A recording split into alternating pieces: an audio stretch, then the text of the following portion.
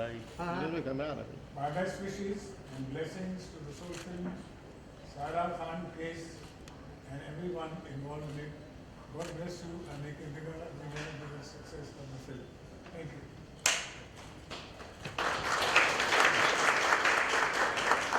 Action.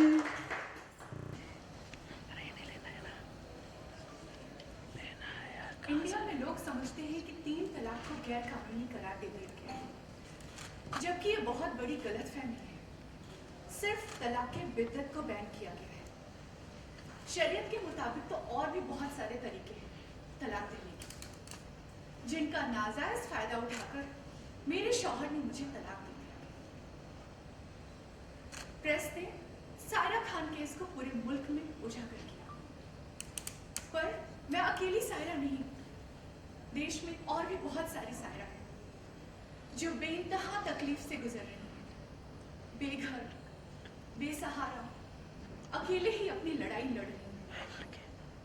मैं आप सबसे जानना चाहूंगी, निकाह के वक्त एक लड़की से पूछा जाता है कि क्या उसे यह निकाह कबूल है, कबूल है, कबूल है।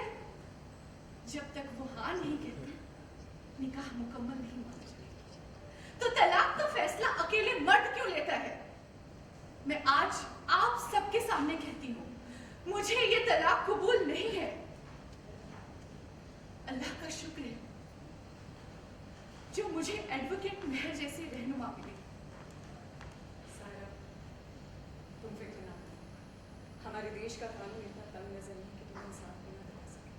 हम इंडियन सेक्युलर लॉ का इस्तेमाल करेंगे और तुम्हें तुम्हारा हक दिलाकर देंगे।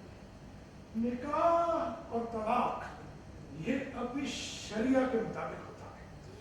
वो बात और है कि कई लोग हमारी शरिया से जलते होते हैं क्योंकि बाकी मजहब के लोग 4 शादियां कर नहीं सकते और मुसलमान जो है उसके लिए 4 शादियां जायज है।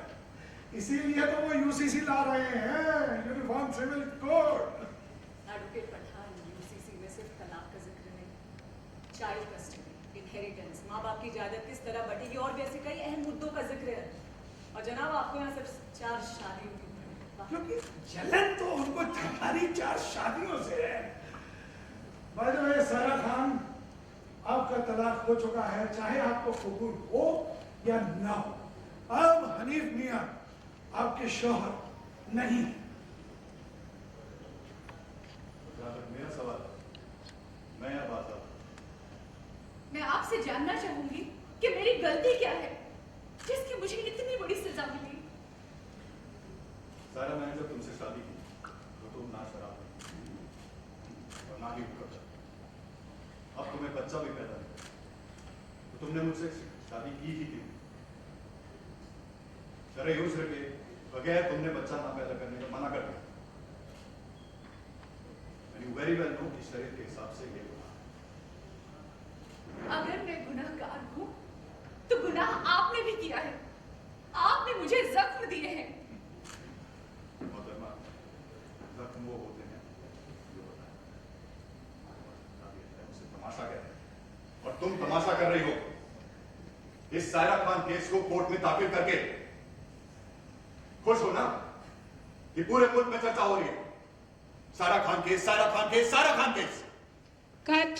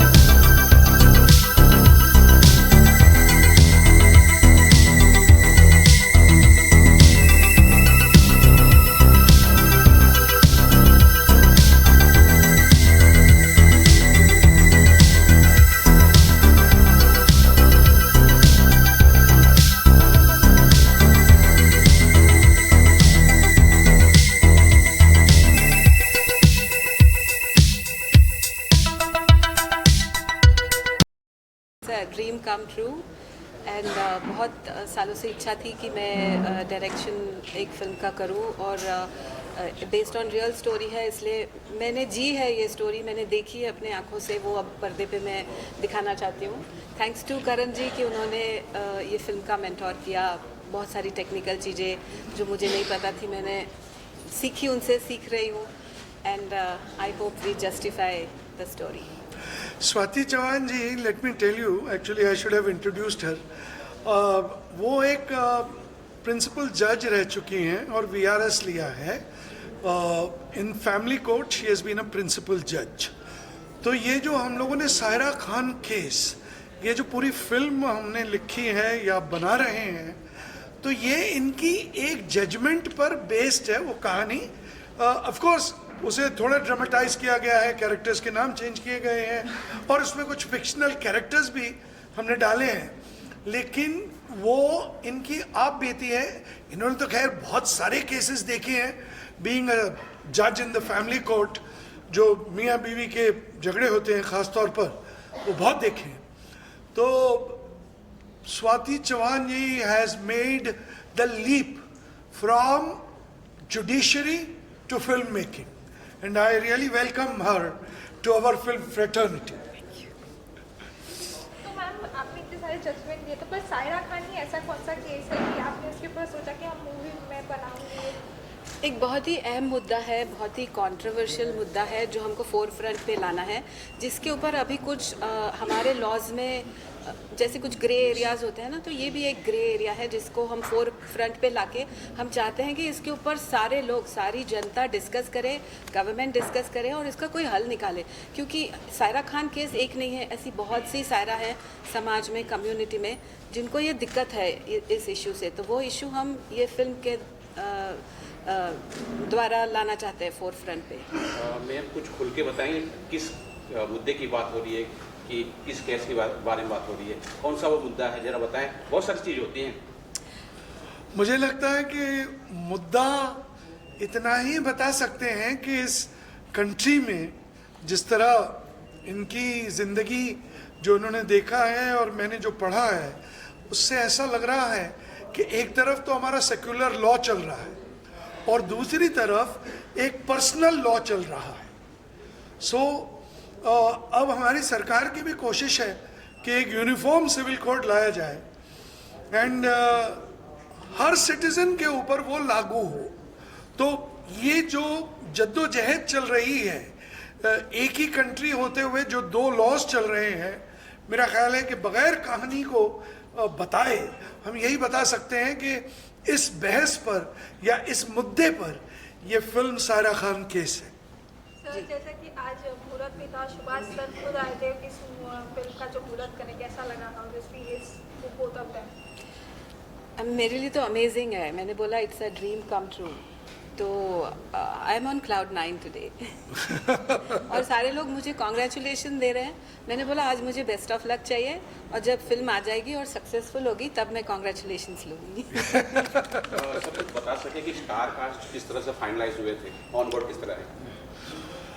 भाई हमें एक कमाल का हनीफ खान चाहिए था और ऐसा लगा कि रजनीश दुग्गल वो कमाल का इंसान है, शख्सियत है और एक्टर है, तो हमने रजनीश को कास्ट किया।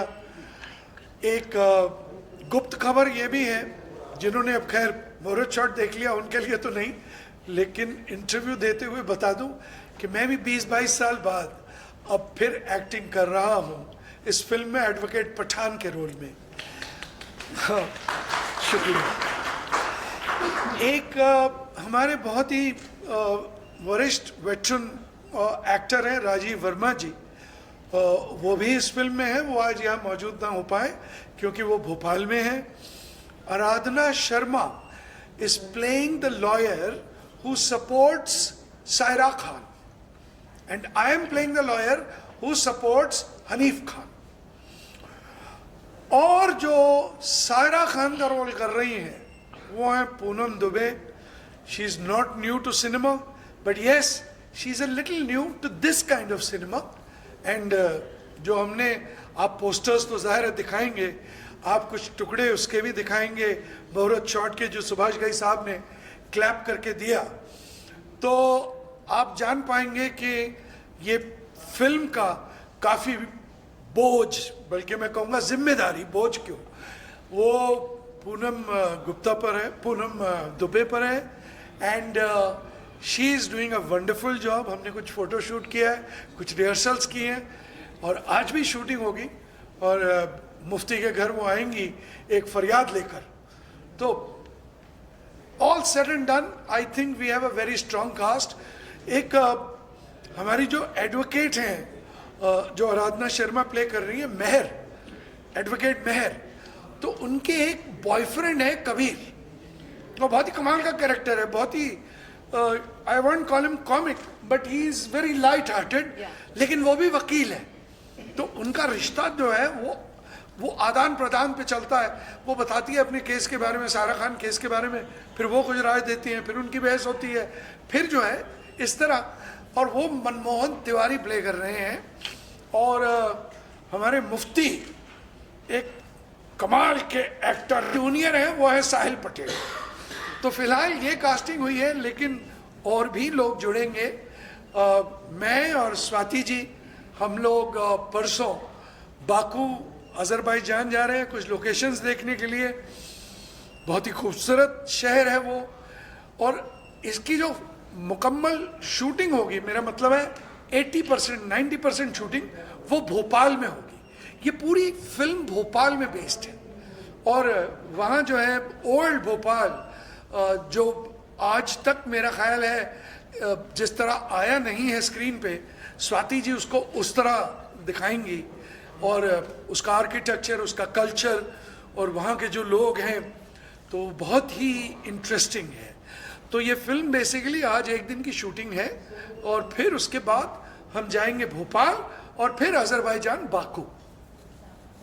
मेरा ये क्वेश्चन है कि ये जो मूवी है कब तक बाहर, मतलब ऑडियंस को देखने कब तक मिल जाएगी, कितने टाइम लगेगा production and up to shoot? मुझे लग रहा है 2025 जनवरी हम बिल्कुल तैयार होंगे इस फिल्म के साथ, और एक नई शुरुआत होगी नए साल की इस खूबसूरत फिल्म के साथ। जब कोई ऐसी फिल्म आती है, स्पेशली आप लोगों से जानना चाहूँगी, रियल कहानी बेस्ड या फिर रियल कहानी से कनेक्टेड है, तो कहीं ना कहीं मुश्किलों का भी सामना करना पड़ता है। As a director, as actor, बहुत सारी अनदर कम्युनिटी के लोग आपसे क्वेश्चन करते हैं या पर्सनली टेक्स्ट मैसेजेस करते हैं। तो मैं आप लोगों से जानना चाहूँगी कितना चैलेंजिंग होता है, या फिर कुछ ऐसे सीन आप लोगों के साथ में हुआ है, या सिनारियो एक्टर के साथ में ऐसा कुछ हुआ है जब ये इसके नाम बाहर आया? अब देखिए, गर्लफ्रेंड में तो मेरे पुतले जलाए गए थे जब गर्लफ्रेंड रिलीज हुई थी, और आज मैं ये बता दूं कि मुझे रजनी के वक्त धमकी आई थी। तब तो खैर मैं खुद भी 25 साल का ही था, और मैं एक बहुत बड़ी शख्सियत से उस धमकी को लेकर मिलने गया था। वो इस इंडस्ट्री में नहीं है आज, गुजर गए, लेकिन उन्होंने भी काफ़ी मदद की थी। तो ये धमकियां जो हैं, और मेरे हिसाब से अगर फिल्म इज़ नॉट रिएक्टिव, अगर फिल्म में किसी का रिएक्शन ना आए, तो वो बड़ी मुर्दा सी फिल्म है। तो ये एक अलाइव फिल्म है, और इसमें इस तरह का जो भी आएगा वो हम बखूबी उसका मुकाबला करेंगे। आप बताइए। देखो, चैलेंजिंग तो है, सवाल ही नहीं है। हमने बहुत बैलेंस्ड व्यू लेकर के जो भी लिखा है या जो शूट करेंगे, कि किसी की भावनाएं हमको दुखानी नहीं है, ना किसी को नीचा दिखाना है। जो वस्तु स्थिति है, जो फैक्ट है, जो केस हुआ था, जिसके अंदर जो जजमेंट आया था, उसके ऊपर चर्चा हो रही है। तो चैलेंजिंग तो डेफिनेटली है, बहुत ज़्यादा चैलेंजिंग है, but at the same time हमने ये चैलेंज, जैसे कि करण जी ने कहा, स्वीकार किया है। हम सारे चैलेंजेस फेस करने को तैयार हैं, मगर हमको जो एक बहुत अहम मुद्दा है वो स्क्रीन पे लाना है। अब सरकार में है, सरकार है, जैसे वो कल को अगर यूसीसी लाती है, मतलब कुछ प्रदेशों में तो हो गई है, उनको भी चैलेंजेस फेस करने पड़ते हैं। इसका मतलब ये नहीं है कि रिफॉर्म्स लाए ना जाए, नए लॉज लाए ना जाए। उसके डर से न सरकार चुप है, न हम चुप रहेंगे। क्योंकि देखिए क्या है, हम तो आईना है ना, जो समाज में चल रहा है, हम तो उसका आईना है। ये समाज में चल रहा है। आज यूनिफॉर्म सिविल कोड एक बहुत बड़ा इशू है जिसके ऊपर काफ़ी बहस और चर्चा हो रही है, तो उसके ऊपर फिल्म सब्जेक्ट पे बनाना, तो वो तो मेरा ख्याल है ये एक हमारा जॉय ही नहीं फिल्म मेकिंग, ये हमारी रिस्पॉन्सिबिलिटी भी है। तो बिना चैलेंज के कोई काम करने में मुझे भी मज़ा नहीं आता है। कि ऐसे तो आपने बहुत सारे केस के जजमेंट दिए होंगे, पर इस सायरा खान के ऊपर ही आपको ऐसा क्यों लगा कि मुझे इस पर मूवी बनानी चाहिए? क्योंकि मैंने पहले भी बताया ना कि एक बहुत ही अहम मुद्दा सामने आ रहा है। सायरा खान का केस एक सामने आया, बट ऐसे बहुत से केसेस कम्युनिटी में, समाज में है जो कोर्ट तक नहीं पहुंचते हैं। मगर ऐसा नहीं है कि वो मुद्दा कोर्ट तक नहीं आ रहा है तो वो इशू नहीं है। तो हम वो इशू में हाथ डाल रहे हैं कि भाई इसके लिए क्या, व्हाट नेक्स्ट, कौन करेगा इसको, डील कौन करेगा ये इशू को, वो क्वेश्चन हम लेके आ रहे हैं। तो इस मूवी में जो सायरा खान का जो रियल सायरा खान है वो भी मतलब नहीं दिख सकती है या कुछ हो सकता है? सॉरी, नहीं, सायरा खान रियल नहीं दिख सकती। नहीं, डेफिनेटली नहीं, सायरा खान नहीं दिखेगी। लास्ट में अपने ऑडियंस को आप क्या कहना चाहेंगे जो आपको देख रही है हम कैमरे के थ्रू, क्या कहना चाहेंगे आप? बस आज जितना आप लोगों ने हमको सपोर्ट किया है वैसे ही बस पूरी फिल्म बन जाए और आपका सपोर्ट रहे। और हम जो कोशिश कर रहे हैं, जो एक विजन लेके कर रहे हैं और एक बहुत बड़ा एक बेटरमेंट का इशू लेके कर रहे हैं, तो आप सब लोग भी हमारे साथ शामिल हो जाएं कि ये हम अच्छी तरह से प्रेजेंट कर पाएँ। सर आप बस जिस तरह आज तालियां बजी मुहूर्त शॉट के बाद, मुझे नीचे सुभाष घई जी उतरते उतरते कह रहे थे कि भैया तुमने तो स्टेज प्ले ही कर दिया, बड़ा ही कमाल का मुहूर्त शॉट था। तो मैं चाहूँगा जो उनका रिएक्शन था, जो आप सबका रिएक्शन है, वो वही रिएक्शन हमारी ऑडियंस का हो। So I will be very happy. धन्यवाद। एक्चुअली सायरा खान खुद में एक बहुत बड़ी बात है। एक औरत के हक की लड़ाई है कि बहुत सारे ऐसे फैसले होते हैं जो आप पूछते हैं और बहुत सी बड़ी बातें होती हैं जो आप उसको बिना पूछे उसके ऊपर थोप देते हैं। तो एक औरत के हक की लड़ाई है। अब किस तरह का किरदार है, मतलब आपने बताया कि औरत का किरदार है, लेकिन आपको कैसा लग रहा है? ऐसा मतलब हर जो एक्टर अभी तक आपने की है उससे अलग है या उससे रिलेटेड है? पूनम ऑल्सो? नहीं, अभी तक पूनम ने ऐसा कोई किरदार नहीं किया है, ना ही रियल लाइफ में ना रियल लाइफ में।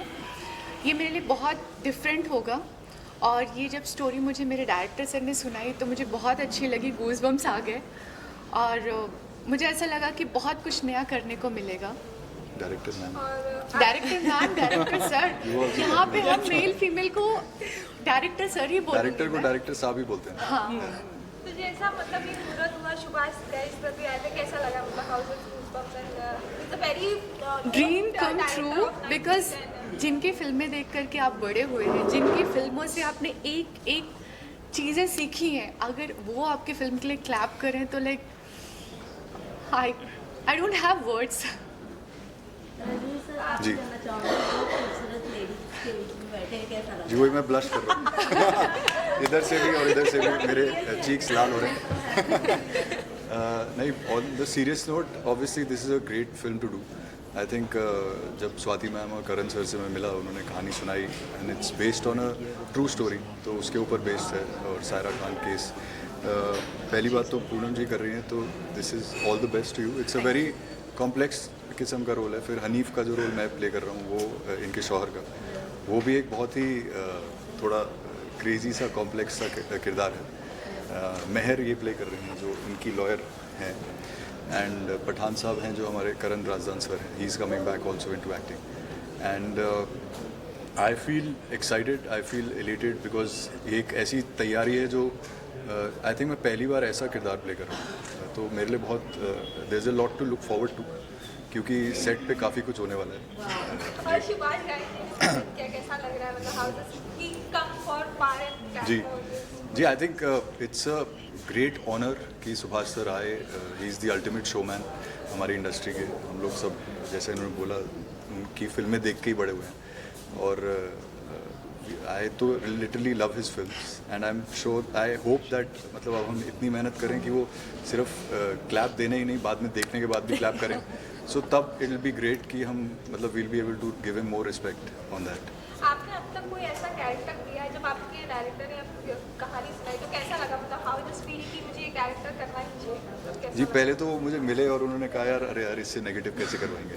तो but then I think ultimately if you see in the script there is no one negative, क्योंकि मैं अपने मेरे फ्रंट पे हनीफ बिल्कुल सही है. मतलब इसका जो मानना है अपने रिलीजन के बारे में, अपनी थॉट्स के बारे में, शादी के बारे में, वो बिल्कुल सही है अपने माइंड में, और इनका जो मानना है वो बिल्कुल सही है. सो आई थिंक ओवरऑल अच्छा हो गया कि मैं मिला, और अच्छा है कि I am doing this character. Aradhana आपसे जानना चाहूँगी, बहुत ज़्यादा पढ़ना तो नहीं पड़ा आपको इसका, क्योंकि मैम रिसर्च चल रही है, जोरों शोरों से चल रही है. बहुत सारे के केसेस के बारे में, लॉ के बारे में जानकारी रखना बहुत इम्पोर्टेंट होता है. जी, जी. जैसे कि हमें हर एक 9 सेक्शन के बारे में important जी, है. आपसे जी. जानना चाहूँगी स्पेशली एज अ लॉयर कितना चैलेंज रहा आपके लिए. और हमारी मैम जो डायरेक्ट कर रही है, लकीली उन्होंने वो जज रही है, उन्होंने ये फैसला दिया था, तो हमें आई डोंट थिंक सो ज़्यादा मुश्किल होने वाला है, क्योंकि वो वक्त वक्त में बताएंगे देखो ये आईपीसी की धारा ये है, ऐसे करना वैसे करना, देखो तो she is there, god grace. और चल रही है पढ़ाई लिखाई ज़ोरों शोरों से चल रही है. और मैं बस ये कहना चाहती हूँ कि हमारा जो ये मूवी जो अभी बन रहा है ये मानव अधिकार पे बेस है. It's all about humanity. मतलब आप इसको इंसानी तौर पे देखिए, ये एक मानव अधिकार है. इसमें हम किसी जाति, धर्म, लिंग विंग कुछ किसी में हम ध्यान ही नहीं दे रहे. आपका अधिकार है, आपको मिलना चाहिए, आपको बराबरी का हक मिलना चाहिए, चाहे वो मर्द हो या औरत हो. जो गलत है वो गलत है. यहाँ तो हम उसी में फोकस करें कि न्याय और अधिकार, ये दो चीज़ में हम अगर हमारे focus दर्शकों करें. को बता सके कि कितना इसमें कोर्ट का ड्रामा होगा, कितना पारिवारिक ताना बना होगा इसके अंदर, क्योंकि आप एकदम वो वकील की भूमिका में दिखाई दे रही है. सर काफ़ी ज़्यादा ड्रामा तो काफ़ी ज़्यादा होगा. और जहाँ बात अधिकार की होती है और न्याय की आती है तो वो बिना ड्रामा के नहीं आती है.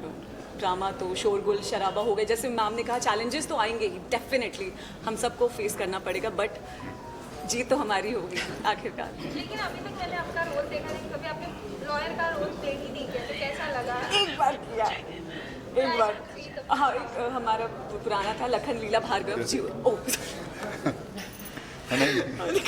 एक फिर से पूछ लो आप. हाँ, मैंने देखा है कि मतलब लॉयर का रोल नहीं किया. जब तक मैंने आपके सीरियल्स देखे हैं, जी. रिसेंटली मैंने बरसाते भी देखे हैं, yes. उसमें भी आपका रोल नेगेटिव ही था, पर इसमें कुछ पॉजिटिव दिखा रहा है, कैसा लग रहा है? मुझे तो बहुत मज़ा आ रहा है, और आई थिंक एक कलाकार को सब आकार में ढलने का मौका मिल रहा है, तो उससे बड़ी बात और क्या हो सकती है. So I am very happy. But इससे पहले जियो सिनेमा में एक लखन लीला भार्गव, रवि दुबे ने जिसमें काम किया था, तो उसमें भी मेरा लॉयर का किरदार था, मैं उनके अगेंस्ट थी, बट वो हमारा नेगेटिव शेड था. इसमें पॉजिटिव है और मैं सपोर्ट कर रही हूँ सायरा का, and I am very happy कि मैं इनके साथ काम कर रही हूँ, दोनों के साथ. पूनम जी, जैसे डायरेक्टर साहब ने बोला है आपके लिए कैमरा तो नहीं है, लेकिन ये फील्ड नया है, कितनी कुछ तैयारियाँ करनी पड़ी इस तरह के किरदार करने की? जी, मैं जब अपने डायरेक्टर सर एंड मैम से मिली तो मैंने बस बोल दिया कि मैंने जो किया है उसको मैं भूल जाती हूँ. आई एम गीली मिट्टी, आप जैसे ढालोगे मैं वैसे ढलूँगी. एक चुलबुली लड़की बोले या जैसी भी बोले, जो वो बनाएंगे सायरा को, मैं वैसे बनने के लिए तैयार हूँ. और बाकी कैसा लग रहा है आप लोग का, कैसा experience, first day first shoot था, कैसा है रहा अब तक का शूट? मैं घबरा रही थी बहुत पीछे. हम बात कर रहे थे, मैं सबसे ज़्यादा वैसे श्योर कर रही थी भगवान कैसा होगा क्या होगा, बिकॉज परफॉर्म करना सबके सामने, I mean it's quite difficult. But I think एक टीम है, एक टीम स्पिरिट है, और हमने कर दिखाया फाइनली, एंड आप सबको पसंद आया तो हमारे लिए बहुत बड़ी बात है. सर आप जी आई थिंक ऑब्वियसली थोड़ा बहुत नर्वस तो होना भी चाहिए, तो थोड़ी बहुत बटरफ्लाइज थी पहले, और बहुत अच्छा लग रहा है कि वी डन द मुहूर्त. अब हमारी फिल्म शुरू हो गई है, एंड अब धीरे धीरे हम लोग Bombay, Bhopal, will shoot all over, and then उसके बाद बहुत जल्द से जल्द आपके पास लाने की कोशिश करेंगे इसमें. मैम आप? मैं बहुत ज़्यादा नर्वस भी थी, एक्साइटेड भी थी, और अभी भी हूँ और आगे भी रहूँगी. बिकॉज कॉन्सेप्ट हर एक चीज़ न्यू है, तो आपको नर्वस ऑलवेज रहना ही चाहिए, बिकॉज आप अगर कॉन्फिडेंस डिफरेंट बट नर्वसनेस भी बहुत ज़रूरी है. और लास्टली आप तीनों अपनी ऑडियंस को क्या कहना चाहेंगे? प्लीज़ हमें अपना बहुत सारा प्यार दीजिएगा, हमारी फिल्म को बहुत सारा प्यार दीजिएगा, सायरा खान को स्पेशली प्यार दीजिएगा। जी definitely please do watch the film. ये फिल्म अभी तो हम शुरू करने जा रहे हैं, तो बट वंस इट्स मेड, जब एक बार बन जाए तो ये मुद्दा बहुत अच्छा है और it's about women empowerment, human rights. तो ये चीज़ है जो सिर्फ इंडिया ही नहीं, मैं कहूँगा ऑल ओवर द वर्ल्ड वाली ऐसी फिल्म है। तो आई होप कि सब लोग इसे सहारे, सब लोग। मैं कहना चाहूँगी कि न्याय की कहानी है, जितना हो सके अगर लोगों तक पहुँचेगी उतना समाज में हमारी उम्मीद जगेगा, भरोसा जगेगा कि yes there is justice. So please do watch our movie and please support us. Thank you so much. Thank you so much. How to feeling कि शिवाज सर आए मूरत करके गए, जो भाई नोन डायरेक्टर हमसे किसी भी एक्टर के लिए ऐसी फिल्म से जुड़ना जिसकी शुरुआत, जिसकी क्लैपिंग सुभाष घई साहब करके गए हों, ये वर्णन से परे है। और इसकी खुशबू को और इसकी खुशी को परिभाषित कर पाना शब्दों में, मेरे ख्याल में ये बहुत कठिन काम है। मैं बस यही कहूँगा कि एक अच्छी सी मीठी सी गुदगुदी हो रही है मुझे अंदर, और बहुत अच्छा लग रहा है। अच्छा, किस तरह का रोल है, कुछ बताना चाहेंगे, कैसा रोल है? मेरा रोल बड़ा ही पॉजिटिव सा है, और ये जो केस है सायरा खान का, तो जो उन्हें डिफेंड कर रही हैं, जो कि किरदार अभी आपके पास इंटरव्यू हो चुका है, आराधना प्ले कर रही हैं, मैं उनका बॉयफ्रेंड हूँ और मैं एडवोकेट भी हूँ। तो मैं उनको सलाह भी देता हूँ, और चूँकि मैं उनसे प्रेम करता हूँ, प्यार करता हूँ, तो हम लोगों की एक मीठी छोटा सा प्रेम प्रसंग है। और उसी के साथ साथ में मैं उनको इस केस से रिलेटेड गाइड करता हूँ, और बजरंगबली का रोल निभा रहा हूँ फिल्म में एक तरह से। बस यही कहूँगा, पूरी पिक्चर बताना तो सही नहीं है। और तो किस मतलब लाइक मैंने अब तक देखा है, आपके सीरियल्स देखे हैं थोड़े बहुत, तो हाँ। यहाँ पर नेगेटिव हमेशा किरदार रहा है। मतलब तुम हमेशा ही रावण बना के रखोगे हमें। पॉजिटिव रोल है, कैसा लगा? हाँ, ये पॉजिटिव रोल है, बहुत अच्छा लग रहा है। पॉजिटिव भी मैंने रोल बहुत सारे किए हैं। हाँ, नेगेटिव बहुत करता हूँ मैं, और उसका अपना एक फ़न है। मुझे लगता है कि पॉजिटिव करना मेरे लिए कठिन है, क्योंकि मैं नेगेटिव करते करते इतना मतलब मंझ चुका हूँ। तो ये जो एक टास्क है, चैलेंज है, वो मैंने एक्सेप्ट करा और मुझे ये दिया गया है। करण सर ने दिया है, और स्वाति मैम ने मुझे देखते ही बोला ये कबीर है। जो हमारी डायरेक्टर मैम है स्वाति चौहान जी, उन्होंने मुझे देखते ही बोला कि यही कबीर है, तो मैं ही कबीर हूँ। बाकी सर आप क्या कहना चाहेंगे, शिवाज सर जी आए मूरत करके गए, कैसा लग रहा है?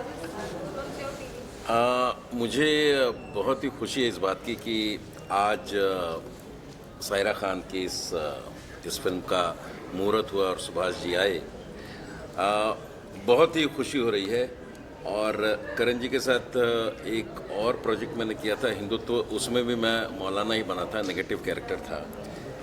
इसमें भी सर्टिफाइड मौलाना है ये? हाँ, नहीं, बीच में मैंने पंडित का भी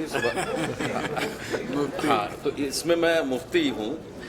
और हाँ, बीच में एक पंडित जी का भी रोल किया था। पंडित मतलब सुभाष घई जी का ही शो था, उसमें मैं मेन विलन था। तो अच्छा, बड़ा कमाल का ये एक मेरे लिए अवसर है कि यहीं पे उस शो का आखिरी जो सीन है वो फिल्माया गया था इसी जगह। अच्छा। और आज मुहूर्त भी यहीं पे हो रहा है नए हमारे फिल्म का, तो बड़ी खुशी है। और मैं विशेष रूप से करण जी का धन्यवाद देना चाहूँगा कि उन्होंने मुझे एक मेरे ऊपर विश्वास उन्होंने दिखाया है, और मुझे उम्मीद है कि मैं उस पर खरा उतरूँगा। और दर्शकों से यही उम्मीद है कि वो सभी इस फिल्म को सराहेंगे।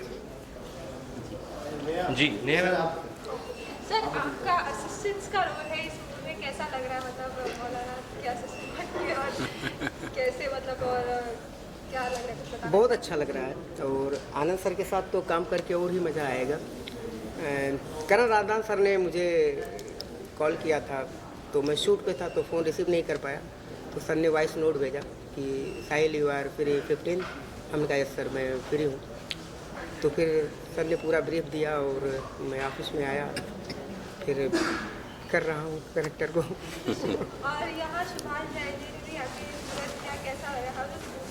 वंडरफुल, मतलब कि शब्द नहीं, बहुत अच्छा।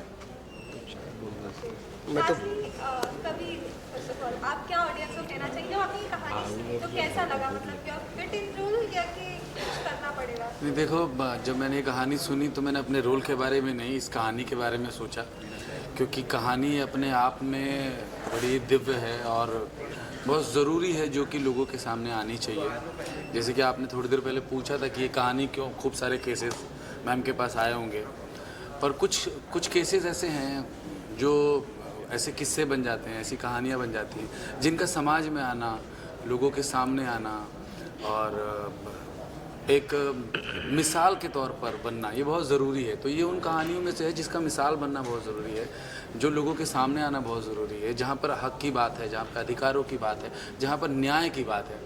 मुझे लगता है न्याय सब तक पहुँचना चाहिए और इस सिनेमा से जुड़े हुए लोग न्याय से जुड़े हुए लोग हैं, तो ये बहुत बड़ा रीज़न है इस सिनेमा से जुड़ने का भी और इसको परफॉर्म करने का भी।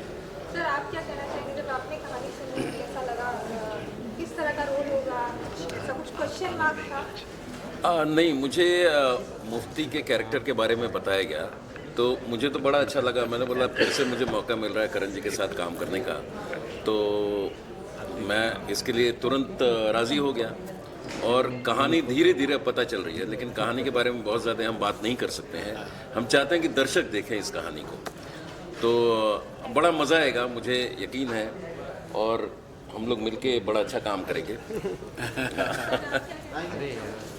बहुत अच्छा। और कहना क्या है, बस आई लव यू जनवरी तक जो है रिलीज हो रही है और देखिए आप लोग और एंजॉय कीजिए। लास्टली अपने ऑडियंस को क्या कहना चाहते हैं? I love you. ऑडियंस से यही बोलेंगे कि आप भरपूर प्यार दीजिए, बस प्यार ही देते रहिए आप लोग। मोहब्बत बनी रहनी चाहिए। चलो, thank you sir. Thank you. So ये गाना फुल मुझे स्टोरी इसका सुनाया, पूरी स्टोरी सुनाई गई है, उसके बाद ही मैंने सोच के लिखा, क्योंकि वो काफ़ी कुछ है कहानी के अंदर, कंट्रोवर्सी है काफ़ी, तो सारा सिचुएशन के ऊपर गाना लिखा है। और सैड गाना है कि वो लोग अलग अलग जा रहे हैं, क्योंकि तलाक का सीन है और पूरी पिक्चर में तलाक की बात की गई है, इसी मुद्दे को उठाया गया है, तो कहानी के हिसाब से गाना है। तो बोल आप सुना सकते हैं इस गाने से दो लाइन? या गाने का मुखड़ा है, तेरे नैना झूठे, सारे वादे झूठे, झूठा है तेरा प्रेम पिया, दगाबाज पिया। ओके, लास्टली अपने ऑडियंस को क्या कहना चाहेंगी कि किस तरीके से आए और क्या? मैं अपनी ऑडियंस को बोलना चाहती हूँ कि सभी लोग ये मूवी ज़रूर देखिए, और एक बहुत ही रियलिस्टिक पिक्चर है ये, इसको ज़रूर आप अपना प्रेम दीजिए और सभी लोग देखने आइए।